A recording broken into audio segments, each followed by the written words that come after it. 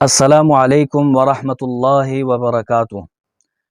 نبی علیہ الصلاۃ والسلام کے ایک جلیل القدر صحابی ہیں سیدنا ثوبان رضی اللہ تعالی عنہ۔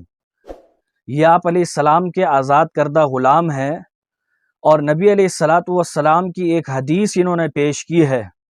اگر اس حدیث کو سمجھ کر میں اور آپ بھی اس بات کی گارنٹی دے دیں کہ جو نبی علیہ السلام نے مانگی تھی اس وقت، تو آپ علیہ السلام نے اس گارنٹی دینے والے شخص کو جنت کے داخلے کی گارنٹی دی ہے۔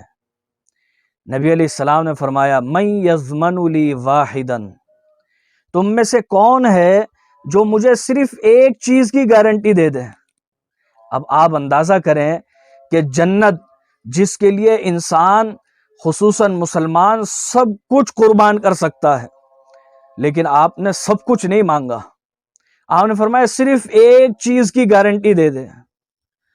ممکن تھا کہ نبی علیہ السلام یہ کہتے کہ مجھے سارا مال دے دے کوئی شخص، یا مجھے فلاں جائیداد کا ٹکڑا دے دے، یا مجھے دنیا کی سونے اور خزانے دے دے، لیکن آپ نے کچھ نہیں مانگا دنیاوی حوالے سے، بلکہ آپ نے اس شخص سے کہ جو بھی جنت میں جانا چاہتا ہے گارنٹی کے ساتھ اس سے صرف ایک چیز مانگی ہے۔ فرمایا من یضمن لی واحدا، جو ایک چیز کی گارنٹی دے دے اضمن لہ الجنہ، میں اسے جنت کی گارنٹی دیتا ہوں۔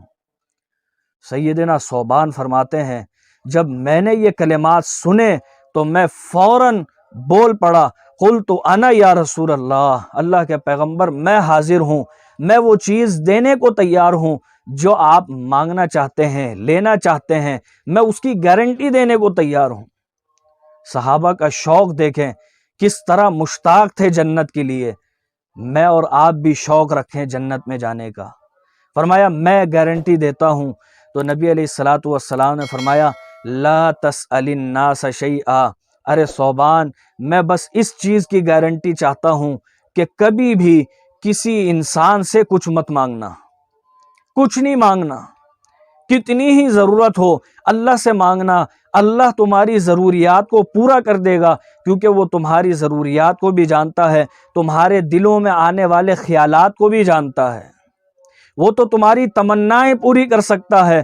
فرمایا لا تسأل الناس شیئا، لوگوں سے کبھی کچھ نہ مانگنا۔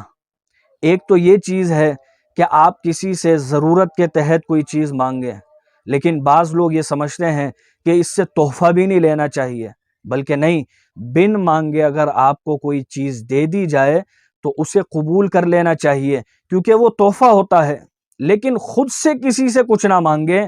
حتیٰ کہ سیدنا ثوبان کا تقوی اور زہد دیکھیں کہ ایک مرتبہ سواری پر بیٹھے ہوئے تھے، ہاتھ میں کوئی چیز تھی، کوئی رسی یا کوئی کوڑا تھا، وہ زمین پر گر گیا۔ سیدنا ثوبان نے وہ سواری روکی، سواری کو بٹھایا اور سواری پہ سے اتر کے وہ چیز اٹھائی۔ ایسا نہیں کیا کہ کوئی شخص نیچے موجود تھا اس سے کہتے کہ یہ چیز ذرا مجھے پکڑا دیں۔ سیدنا ثوبان کا یہ تقوی تھا کہ کہیں ایسا نہ ہو کہ وہ گارنٹی ضائع ہو جائے اور اس گارنٹی کی وجہ سے میں جنت کی گارنٹی کھو بیٹھوں۔ اگر آپ اور میں بھی چاہتے ہیں کہ ہمیں نبی علیہ الصلاۃ والسلام کی زبانی یہ جو گارنٹی ملی ہے، ہم بھی اس گارنٹی کے مشتاق ہو جائیں اور اس کے حصول کی تک و دو میں لگ جائیں، تو یقیناً ہمیں بھی جنت کا داخلہ گارنٹی کے ساتھ ملے گا۔ اللہ ہمیں عمل کی توفیق دے۔ وآخر دعوانا ان الحمد للہ رب العالمین۔